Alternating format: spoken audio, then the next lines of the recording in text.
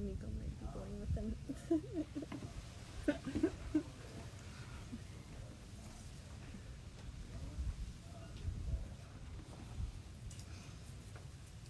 Is the thing not working?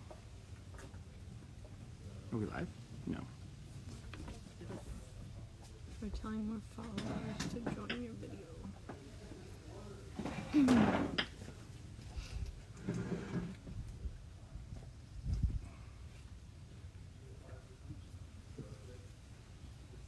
Oh, there we go.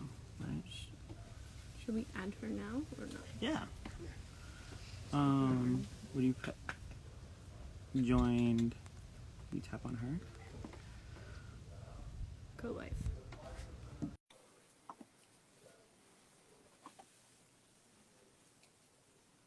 Oh, they're having trouble loading this video. Hello! Hey! Oh my God, we didn't break up the internet. I know, right? It's exciting. Sorry, I have to adjust that. I have to adjust my camera. I'm like a little, it's all like scotch taped and like against, it's very like, I had to MacGyver this so it wouldn't move, but. You're on top of a pot right now. I'm what? I'm sitting on what? You're on top of a mixing bowl right now. No, like on our iPad. Our iPad's on a mixing bowl. Oh, I was like, I am? I was like, you see, look, I have Ron Burgundy in the background. Can you see him? That's Nice. epic. I love that. He's like my, I should close the door. Hold on. Excuse me. I'll be right back. wait, your view is so much cool. Where are you guys? At your vineyard? We are at a vineyard right now. We've been out in the vineyards all day today, and we had a meeting with the owners of the Pegasus Vineyard, which is a vineyard I work with for Annaba and Smith Story and Reeve Wines. So they were kind enough to let us use their backyard as our location. Oh my, but you bought a house, you guys are living in Napa, right? Yeah, we live in Napa, yeah. Yeah, so. Like Napa proper. Yes, yeah. So You're too stressed now. Yeah.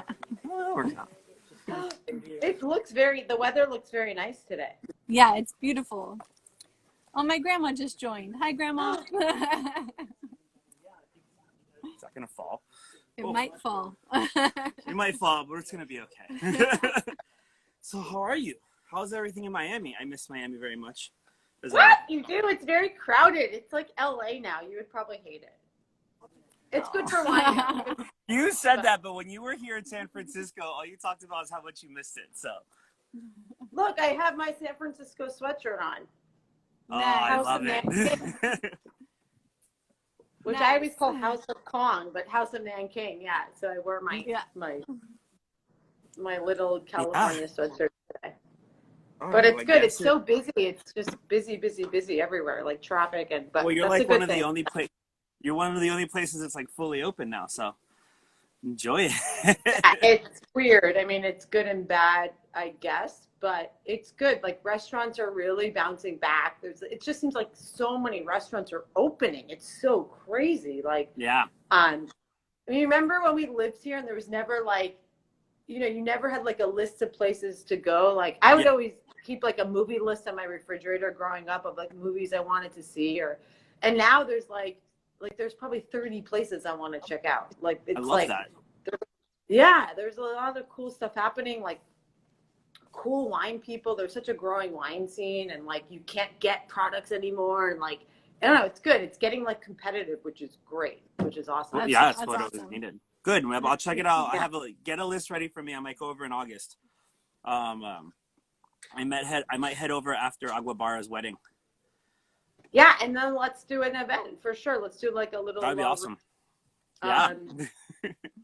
If I can go, Katie's ready to pop in 2 weeks. Yeah, so 2 weeks away Wait, from my did I know you were pregnant? Wait, you mean 2 weeks? Really? Yeah, like I can't tell from here on out. What? True, it's funny. David took a picture of me from the back and was like, "Oh, you don't even look pregnant." Yeah, we were for Memorial Day. We went to the pool, and from the back, she didn't look pregnant, and then from the side, you're like, "What happened?" Oh my God! Do you feel how has the pregnancy been? Really good. It's been hard. Hard. It's good. Yeah, it's good now. I was really sick for a long time, but now I'm feeling okay and ready for her to be here. Right? Like the end, you're just like, Yeah, final. And she's right? like, You're like, she yes, this wants to got come me. out. She's so ready. Oh my God, are you fighting between names, or you wait till that? Like, how the name thing is very stressful. So what's your strategy? We have a name. Yes, we have a name. We have not. We're not telling people though. She's not letting me Oh, tell. good. Really Her middle name will be LaRue though. Yes. So yeah. After my great grandma, her middle name was LaRue as well. So yeah. Oh my God. All right. Should we get started? Yeah, we're 3 minutes out. So hello everyone. If you don't know, my name is David Meneses. This is my wife, Katie Wilson. Katie is the owner of LaRue Wines, which we're going to be tasting today. We're going to be tasting with a good friend of mine, Allegra. Allegra, do you want to talk a little bit about you and your projects over in Miami? And I'm so bad stuff. But yeah, I'm based in Miami. I think, David, we've known each other since 06. That's is that when just Mishi's opened? Yeah, February 23rd, 2006. I think, wow, that's so crazy. Lived in San Francisco for 4 years and then moved back, and I'm part of a wine company. We're online and we're opening up retail shops as well. So yeah, so we ship to 38 states now, which is also very exciting. Nice. Congrats. That's awesome. Yeah. Yeah. Did Michelle go skydiving, or did I just see that? Was that like a She thing? went skydiving? I'm pretty sure she went skydiving. Michelle, the old manager, Michelle? No, Michelle Bernstein. What? I might be wrong. I mean, I it have would to be. confirm that. That seems very unlikely, but I love that it could be true. I think she posted something about someone. It was on her page about. I thought it was her, but it could be someone skydiving. Wow. Yeah. Very impressive. Good for her. I'm terrified Yeah. of skydiving. I don't know if you guys do I want skydiving, to try but it. Well, maybe not. It's something I don't know. I don't know. I'm terrified of it. But anyway, yeah. So All right. that. Well, before for we having me. crack into some of these wines, basically, if anyone has any questions, or just feel free to ask or put into the little question box, or type it into the comment section below. And yeah. All right. Cool beans. All right. So, what should we do next? So yeah, do you want to taste through the wines? We're starting with the 2015.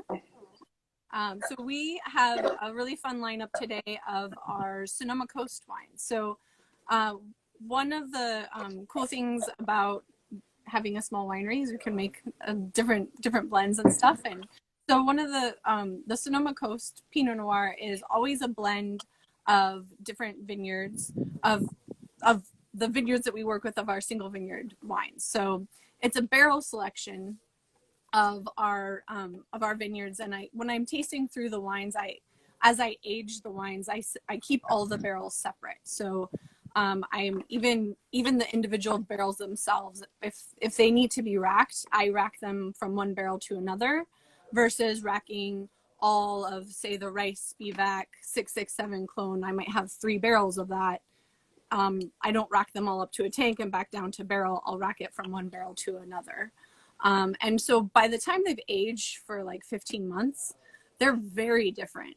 So when I'm tasting and making the blends, I'm choosing the barrels that are a little bit more fruit forward. The Sonoma Coast is meant to be really, it can drink young, but it also can age, as we'll see with this 2015. And it's meant to be a really food friendly wine where you really can pair it with many dishes. And so the process of kind of choosing the percentage of the vineyards changes a little bit each year. And starting in the 2018 vintage, we actually started putting the percentage of the vineyards on the back label as well.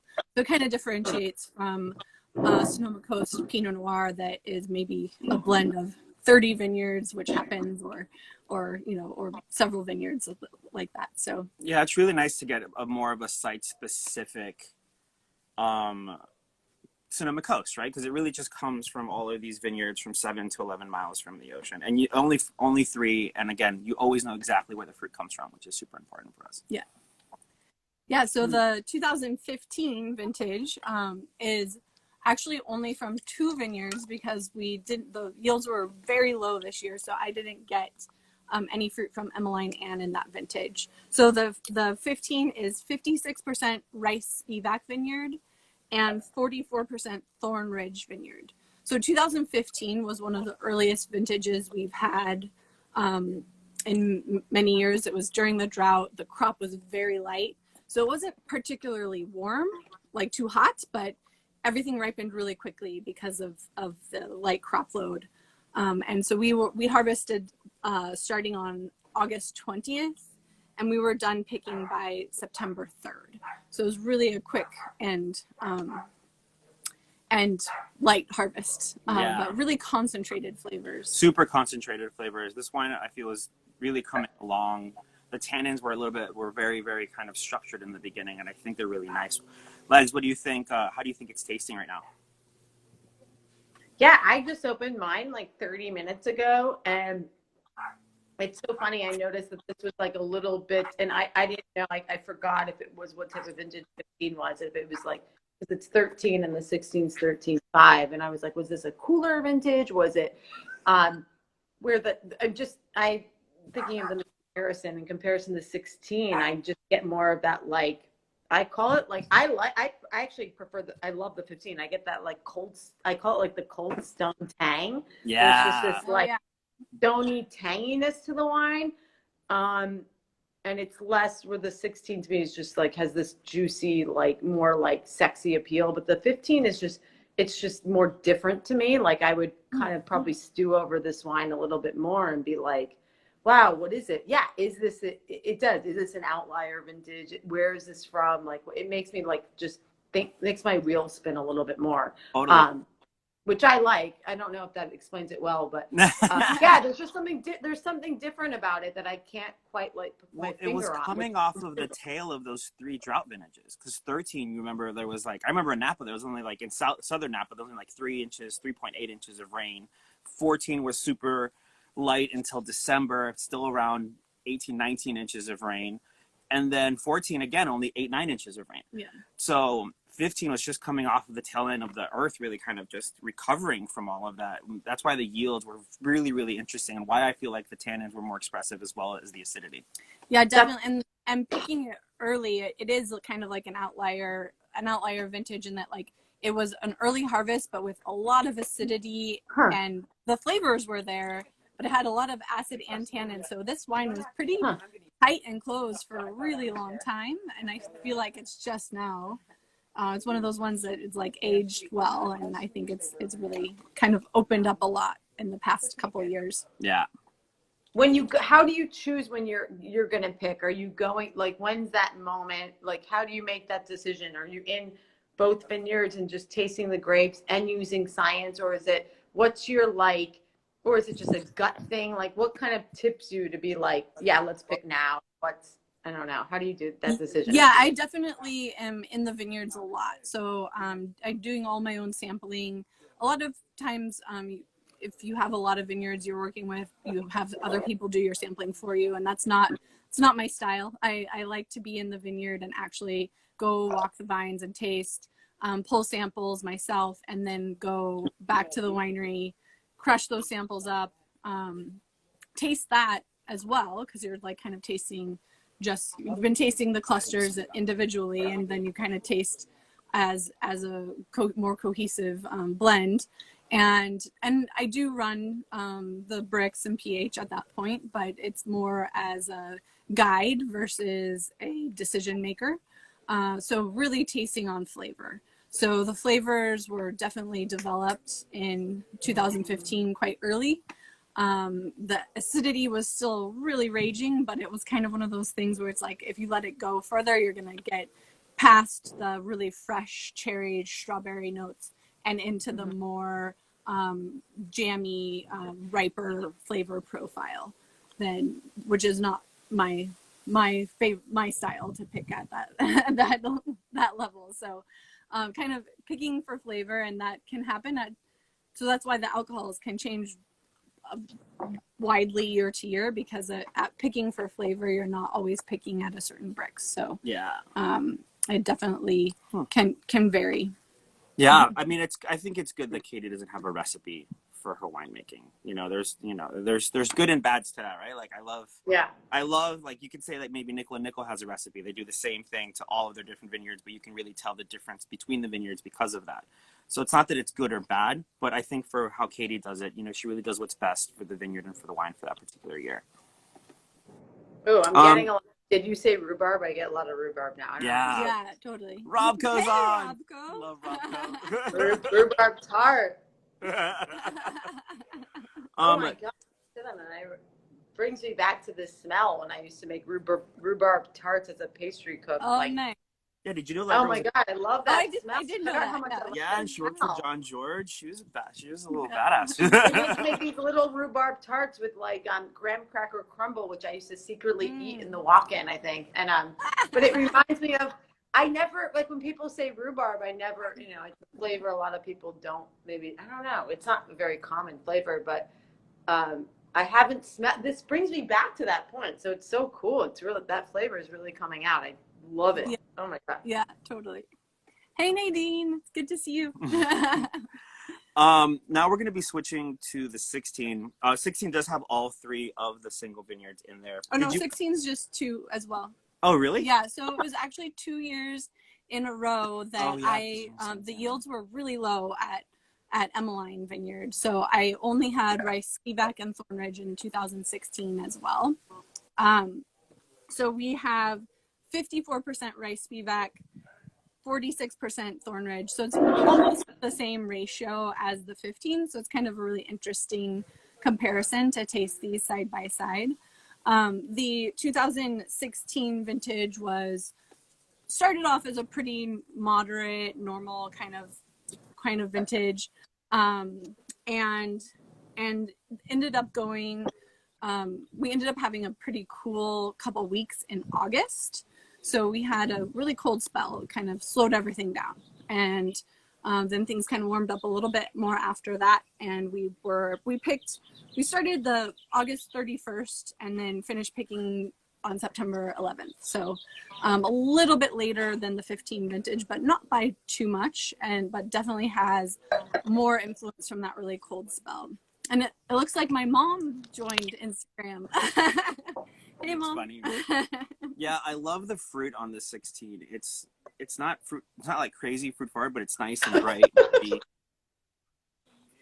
Yeah, it's funny. Jana Ray. So we have a wine named Ray that's only for clubs, and that's for everyone wondering where Ray came from. It's from Jana. But this wine you must be very familiar with now. For everyone living in Florida who's joining, happens to see this, Allegra does have this wine available in Florida at her shop. What do you think of the 16?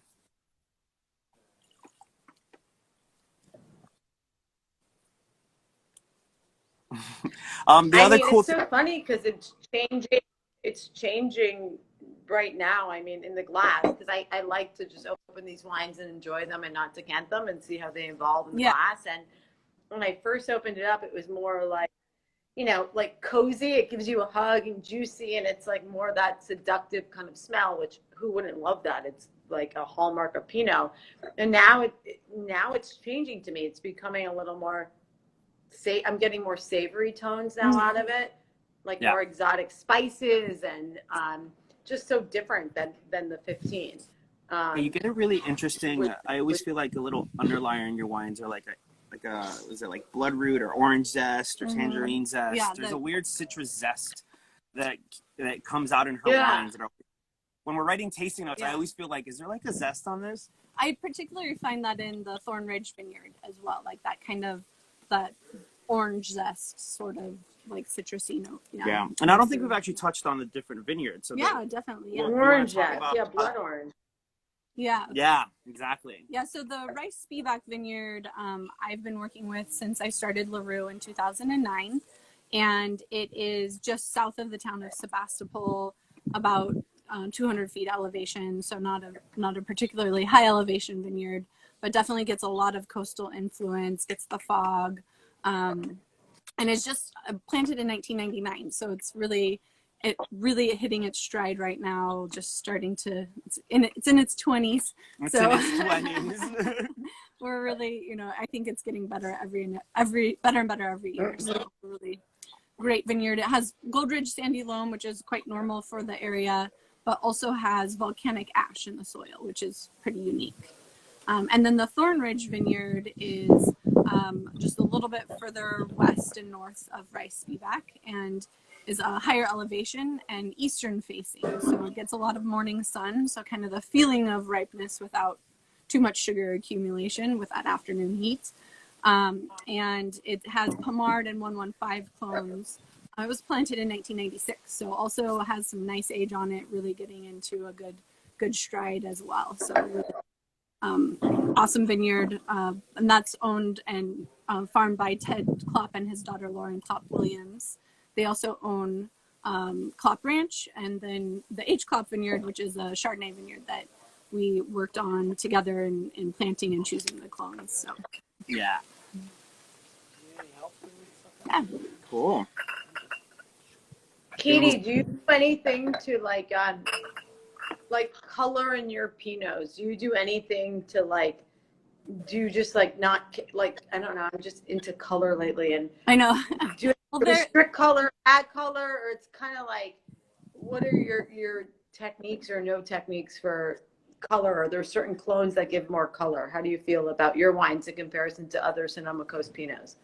Yeah, so for me, I don't add any. I'm very hands off as far as my additives and things go like that. I'm not into adding nutrients and color and all that.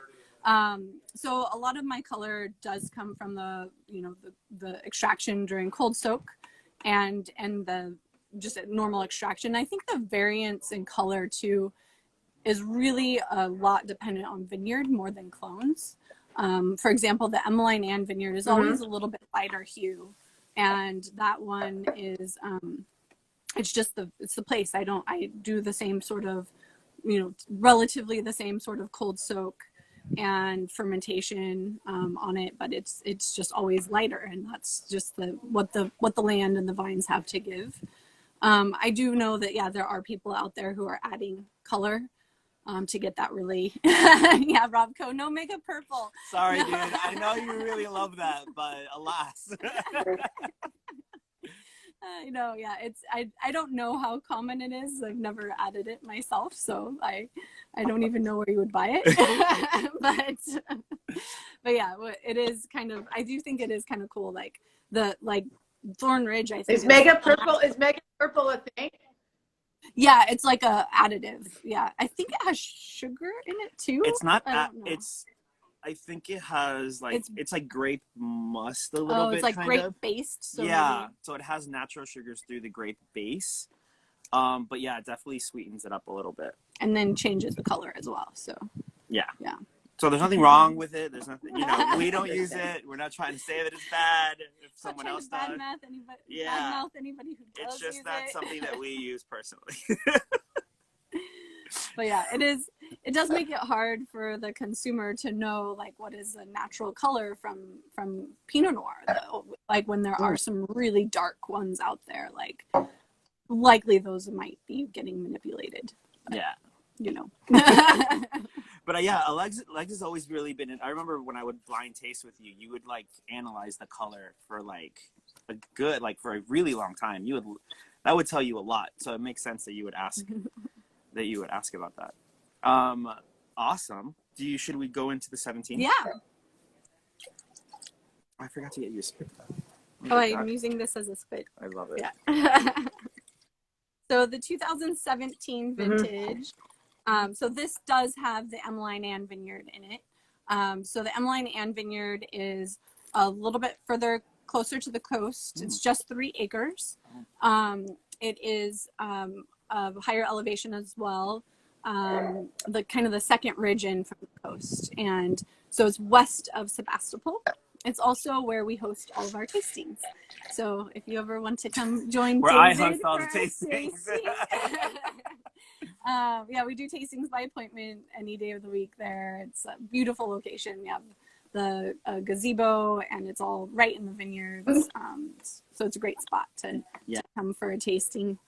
And Wayne and Nancy Honeycutt are the owners, and they planted the vineyard in 2001. And it's named after Nancy's grandmother. So Yeah. Emmeline Ann is, and our single vineyard, Emmeline Ann LaRue, is a tribute to the grandmas. So Yes. And Rice Spivak is Russell Rice and Helene Spivak. yes, yeah. What is the story with Thornridge? I actually don't know why that's named Thornridge. It's on Thorn Road. Oh, yeah. Yeah. There you go. So the 2017 vintage we did pick before the fires started that year. We had everything harvested, fermented, and in barrel when the fires started. So we were one of the lucky ones there, for LaRue, that all of our vineyards were picked. And so we had a moderate summer, and then we had a really hot weekend, the Labor Day weekend. So the first weekend of September was really just super unnaturally hot for like 3 or 4 days. So we kind of let the vines recover and then picked shortly after that. So it kind of just pushed everything right through. So it maybe has some characteristics that are a tiny bit riper than our typical vintage, but it's still very, very coastal, very, the alcohol is not that high still. Because it was kind of at a good spot when that heat happened. It was only about like 18 or 20 bricks. So it kind of just pushed it right along, and then we're able to pick still around 22, 23 bricks. Yeah, I don't know about you. The fruit caught me off guard in the beginning. I was like, oh. It's a little bit more fruit It forward, pops, and then it kind of mellows really quickly. I don't know. I mean, it'd be fun watching this back and just kind of seeing my face. So I was like, oh. Yeah. So this is 52% Rice Spivak, 31% Thornridge, and 17% Emmeline Ann. So still a little bit more than half Rice Spivak. And yeah, it's a great fun vintage. What do you think, Legs?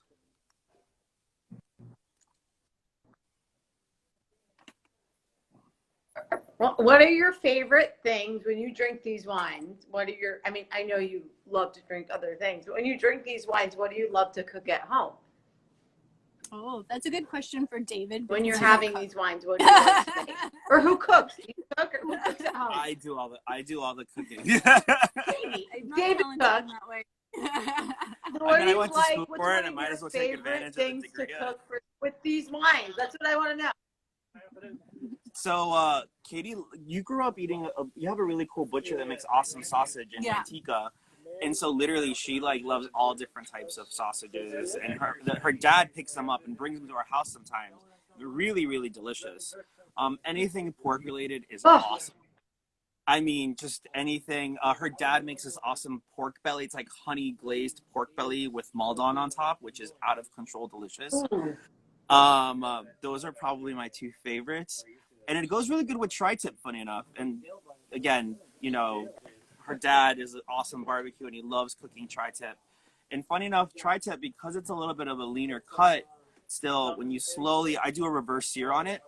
And when you do that, the flavors really just kind of like meld into each other. And it goes, you know, it's not overpowering. So it goes really well with the Pinot. Yeah. But yeah, that's what we do at home. Tri-tip and salads, and we try to eat as much as possible. Can I ask a question about that? Someone have a question? Oh, did somebody have a question? It says we've been in Levi. Oh, Loving. Oh, seared salmon. Yeah, salmon. Yeah. Who got a salmon? Oh yeah, Marty Farina got one of the vineyard owners for one of the wineries that I make wine for. Would last season was catching salmon out in the ocean and bringing it the day of for us, and David made it in so many different beautiful ways. We did like sashimi, and then we did tartare, and then we did just pan-seared. It was awesome, ridiculously good. I mean, salmon and I feel Pinot Noir kind of like a staple. But yeah, salmon with the wine is really, really good. Yeah. Yeah. Can I ask a question about the barrel? It's a little nerdy question, but like when you're actually deciding the blends of, you know, you're going through and tasting each barrel, and it comes out to this percentage of Thornridge versus Rice Spivak. Are you actually are you going through and cataloging in your mind? Are you taking notes? Are you doing how does that process actually work? Like, are you just She writes like, so do you many taste the notes. barrel and then you're like, yes, yes? Like, how does that happen? Like, how do you actually, is it you, or are you with a team? What's the process?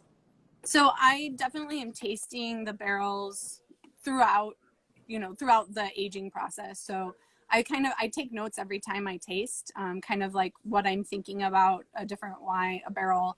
And maybe when I come back to it, I might be like, maybe I thought that might be a single, meant for the rice Spivak single vineyard. And then coming back to it, I'm like, oh, maybe it's a Sonoma Coast barrel. But I kind of building the wine in my mind, because each barrel is going to give something to the blend. And then after that, so I'm kind of tasting very regularly. And then when it comes time to actually make those final blends, it's about 15 months in barrel. So 15, 16 months. So about 3 or 4 months before I bottle it, I will make the final blends, and I'm tasting and trying different combinations. So just doing a bench trial of different things, and it takes a little while to get to where, like, okay, this is the final blend. David joined me with that process this year. Usually I used to do it by myself. It's so impressive how, I don't know what you're writing or how you're writing it to keep track of. It's tough. We'll go through, not really for LaRue, but for some of the other people she works with, like we're trying like 20 barrels, and somehow she just, if more sometimes, I feel like. Yeah. What's the most you think you've ever? Oh, the most barrels I've tasted in one day? For like probably 100. Like we're talking about 100 barrels, and she'll get back and she'll be like, yeah, so I think this will be here and this, and I'm just baffled. Yeah. Completely baffled when I'm just like, how do you do that? It's really impressive. I don't know how she did a lot of note taking, and I don't know if she has like a crib sheet for it to figure out how to like decipher. I feel like you also, if it's your little, they're your babies, you're taking care of them. Like, you don't forget about them. Like, you don't, it's like you remember, like, oh yes, that barrel, that particular cooper, that lot, that, it's kind of ingrained in you because you've spent so much time. Like, the amount of time that you spend with the vineyards all the way till it gets into a bottle is tremendous. Like, this is why bottling day is the most stressful day for me, because I have spent like 3 years on these wines, from, if you start with looking after the vineyards all the way through getting it into a bottle. And it's just kind of like you spend so much time with it that it becomes second nature. Yeah. How has your palate changed being pregnant? Do you feel like you crave or sensitive to things? Bitterness is really, I'm very sensitive to bitterness. So I've had to kind of recalibrate, because things taste a lot more bitter to me than they normally would. And I've recognized that. So it was good to figure that out early on, because I'd be like, oh, this is bitter. Ooh. But yeah, that's the main thing. And for bitterness. Yeah, for the first almost 8 months, or 7 or 8 months or whatever, I was so sick that I didn't really have very many cravings of anything. So yeah, except for I still crave a margarita. So interesting. That's the first She's thing been I'm wanting gonna do. margaritas her entire pregnancy. Really? We haven't had one, but yeah. Yeah, it's super funny. You've been like overly good. Like, I keep on like, do you want a beer? Do you want like a glass of wine? Like, one, because you're allowed to? And she's like, no. And I was like, yeah, it's better, just easier to just not have anything. But when you crave wine, what do you typically crave? More white or more red? Champagne. Champagne is my favorite thing. Champagne? Yes. I feel like I go from either like Bollinger to Pierre Peters. I either want like tons of acid, or maybe or like Paul Roger, like a little bit more mellowed acid. Well, I mean, Paul Roger still has lots of acid, but still, like, when we drink, we kind of fluctuate. And then we, of course, I feel like we have Gimonet and Chiquet at the house all the time. Yeah. But it's a lot of champagne. What about you? I'm coming around to champagne. Sometimes I don't know if it's like the type of acidity, like champagne sometimes, I go back and forth just between like neutral whites and like just reds like this. I don't know. I'm more red white. Like, I would, if I had to choose champagne, white or red, I probably would go like like a Premier Cru Chablis and then like an Italian red or something like this, like a Pinot, like just super soft. I don't know.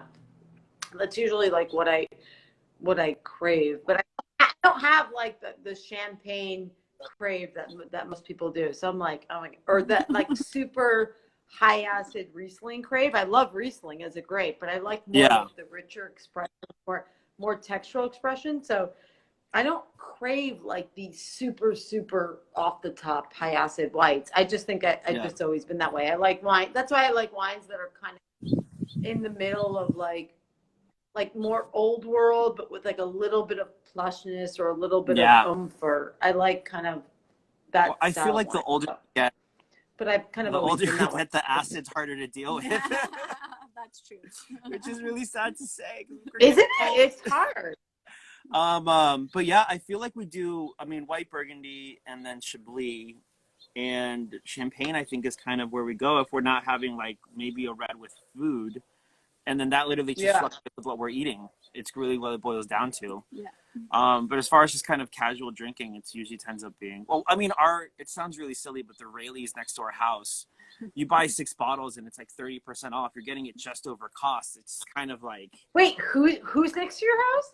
Oh, the grocery store Rayleigh's has a great selection of champagne. They have a great relationship with Skurnick and Kermit, and I was like, what is this Paul Barra? Like, what's going on?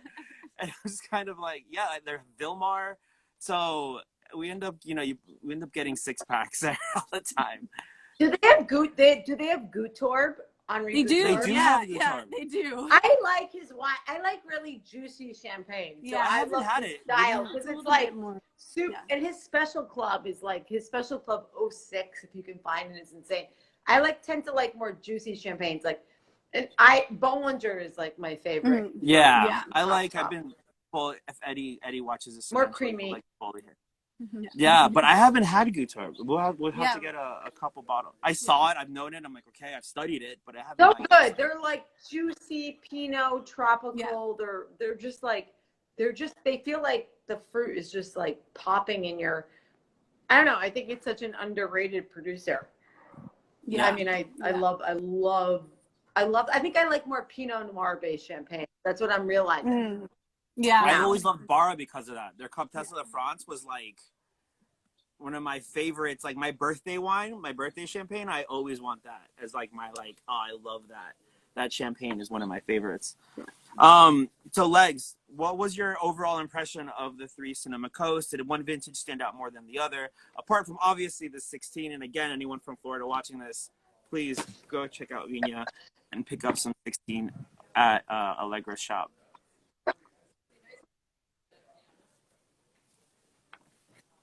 I don't know. I'm kind of like really like sliding towards the 15. I mean, I keep going back to it because it's so.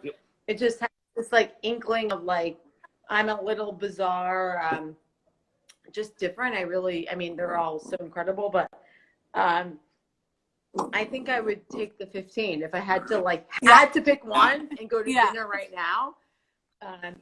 I just love that there's just something about it I can't explain, and to me that's sometimes what I always not look for in wine, but if there's something there that you can't, that's a little weird or off or mysterious or that to me like makes me so excited.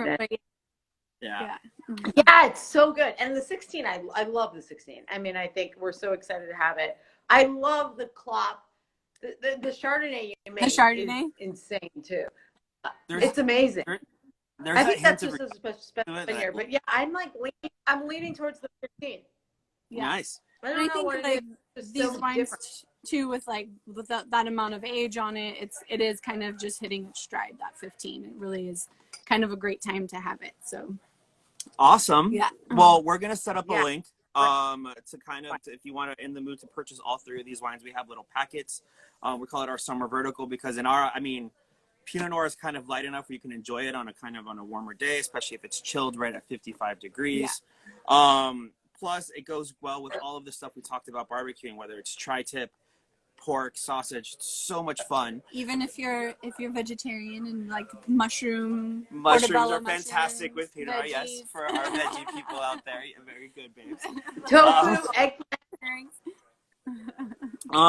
But yeah, we'll have those set up. Of course, if you want to join the club or interested in any of that, just let us know. We shoot out an email for anyone that joins the mailing list. Go to the website, LaRueWines.com. And yeah, anything you want to add, Lex? No, I think these are amazing wines. Everyone should drink them and have them. And if anyone's in Florida, please visit us, and we will open up a bottle of wine and share these with you. So, Yeah. I think Awesome. they're just incredible. And you know how the market is here. People are weird, but I think they're just spectacular and nuanced and complex, and like just this makes me so excited. Like I need these things to make me so excited about learning and drinking wine again. So. Yeah, thank you. I'm so happy you asked me to come on. This totally. Oh wait, are you connected, doing an so event thank with you. Heath? Are you doing an event with Heath on Sunday? Sunday, yeah, we're launching wine. We're his Sunday on Key Biscayne. We're having it's getting out of control now. We have too many people, and we don't have. We're doing like an outdoor kind of barbecue, casual. Heath is the man. Thing with him. He's launching his wine. Yeah, I haven't had it yet. I love him. Oh, is He's he working awesome. with? He's incredible. Awesome. I That's love it. great. I love it. I love it. I love Yeah. it. So We said he hi. just did a Syrah blend with yeah. So he's in town. Yay. Yeah, I will. But Send him when our you come in love. town, let's do an event. Yeah, definitely. We completely. definitely should do that. Awesome. All right. Bye, Legs. Thank you so Love much you. for Bye. joining. Thank you. Bye. Bye. All right. You sure you want to end your... Wait. And